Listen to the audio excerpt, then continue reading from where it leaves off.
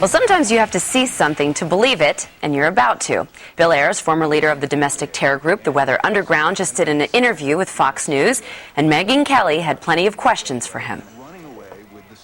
How many bombings are you responsible for? The Weather Underground, I think, took credit for just slightly over 20 in a period when there were 20,000 bombings in the United States against the war. And how about you personally? Me personally, I've never talked about it, never will. Oh. So not only won't Ayers talk about his violent past, he also seems to be suffering from a serious case of amnesia about it. Just because you went underground didn't mean the violence stopped. What violence? Well, June 9th, 1970, you bombed the New York City Police Headquarters. Okay, so now again, March 1st, let me just list it. Yeah. March 1st, 1971, you bombed the U.S. Capitol. May 19th, 1972, you bombed the Pentagon. January 29th, 1975, you bombed the State Department. That's what I mean by violence. What I got from this interview, Dana, is that Bill Ayers hasn't changed one bit. Most people knew who he was. If they don't, they know now. But if they've forgotten, they remember very quickly that he's still unapologetic and saying the same things he's been saying for years. And what's amazing is that in our society, apparently it is more acceptable to be friends with Bill Ayers than it is to be friends with the Koch brothers. Mm-hmm. Because Harry Reid can go on the Senate floor, call the Koch brothers un-American, all these other things. I'm not trying to compare them directly, but it is amazing that he went on to have a pretty good career, make a lot of money, sell a lot of books, and Tucker got to even meet him personally. How is he, Tucker, as a I had dinner with him. Andrew Breitbart and I had dinner with him a couple of years ago in Chicago. And I'm not just saying this because I disagree with his politics. I disagree with a lot of people's politics. He's one of the creepiest people I've ever met. There's something furtive and weird about him, and kind of wet and oily and just disgusting.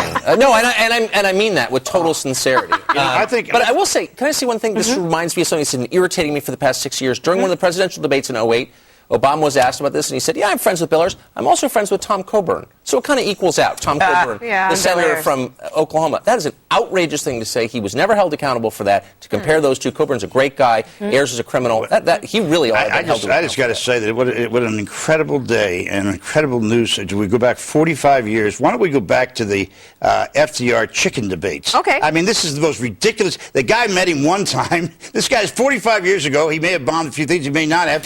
May have bombed a few things? Well, actually, other people may have been involved in some of this stuff, but the point was you guys were not around then during that war. It was a despicable, horrible war, and in some cases it took some pretty radical action to try to stop it. Well, that's not horrible. They weren't trying to stop it. They were rooting for the other side. They were rooting for the Viet Cong. Not yes, everybody. They were. They were waving the Viet Cong I was against the war. They were. At least John Wayne Gacy was secretive about his serial killings.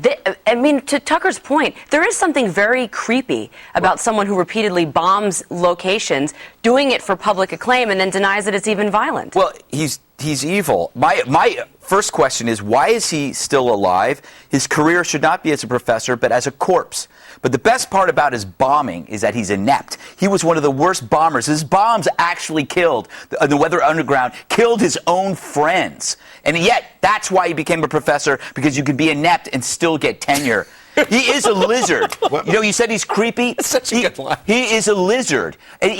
Old guys with earrings. I mean, he thinks his students are going to sleep with them. When he walks by, they laugh at that scumbag. He's a creep, and his creepy attempts at flirting. He's such a pathetic little animal. Can you tell me why you think we're even talking about this? Because it's important. Why is it important? Because this should have counted in the election, because the media let this crap slide. The media let Obama become president while being pals with a bomber who tried to kill police and tried to kill the military. If Ayers was a man, he would visit the relatives of the victims and explain his stance to them. Don't explain it to Megyn Kelly. Explain it to the relatives of the victims. He's such a dirtbag. Hey, wait a minute. Obama went to his house one time.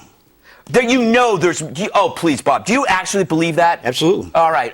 To use one of your lines, I have a bridge to sell you. Okay, well, I mean, I just, the idea we should keep looking at him as a friend. I mean, because Tucker's more of a friend. He went out to dinner with him. Bob, we don't have time to play the soundbite, but the woman that he married, Bernadine Dorn, is notorious for praising Charles Manson, who killed a pregnant woman, ate dinner in the next room, and she said, quote, "It's far out." were really I know in it's support Friday, of what but he it's did. interesting. They need to pick out something like this and go with it and make it a big But deal. Bob, it's this not a big doesn't deal. disturb you? It's not a big deal. It's Doesn't this ridiculous we're disturb you? talking about it. See, there's more coverage about Romney's family dog There should have been. traveling on the top of his car than there was about even if it was, if they were friendly and they only got together one time. I mean, you would think that fair coverage would have covered equal. Isn't this A Tea Partier never important? bombed I mean, we anything. didn't vet President Obama now, but at some point we're going to have an honest conversation about who he is and where he came from at some point. Why we're getting what we're getting now. If you think reality matters and you're invested in that old-fashioned linear Western thinking, yeah, I guess. But we're very into our iPhone, so that day may never come. Just bring more evidence to the table and we'll talk about it. Well, tune in Monday night for Megyn's full